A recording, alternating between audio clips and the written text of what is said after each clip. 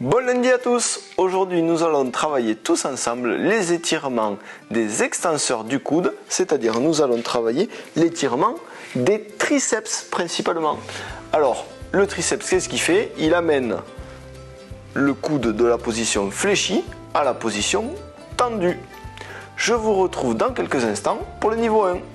Nous sommes donc au niveau 1 des étirements du triceps. Alors pour étirer le triceps, c'est assez simple, venir poser la main sur l'épaule et vous levez le coude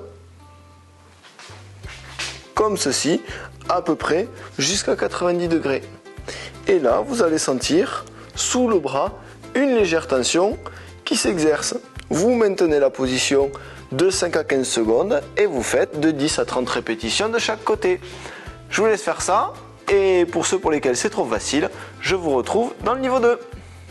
Nous sommes maintenant dans le niveau 2 de l'étirement des triceps et dans la même position que précédemment, sauf que nous allons aider avec la main gauche pour étirer le triceps droit, le coude à monter à peu près au niveau du front. Il faut garder la main à plat sur l'arrière de l'épaule. Ne cherchez pas à venir forcer, si ça tire, c'est parfait. Vous maintenez la position de 10 à 30 secondes et vous faites de 10 à 15 répétitions de chaque côté. Je vous laisse faire ça. Si c'est trop facile pour vous, je vous retrouve dans quelques instants pour le niveau rouge. Nous sommes maintenant dans le niveau 3 de l'étirement des extenseurs du coude. Donc, comme précédemment, position initiale, la main sur l'épaule, sauf que l'autre main va venir amener le coude le plus haut possible et il faut essayer de venir descendre la main le plus entre les deux omoplates possible.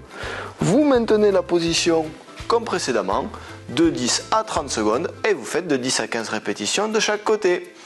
Je vous laisse faire ça et on se retrouve dans quelques instants pour la conclusion de cet épisode. Vous savez maintenant étirer vos triceps, donc ce ne sont pas des muscles qui sont souvent raides, mais chez les gens qui font beaucoup de pompes ou des dips, donc c'est ces mouvements comme ceci, ce sont des muscles qui peuvent entraîner des limitations articulaires.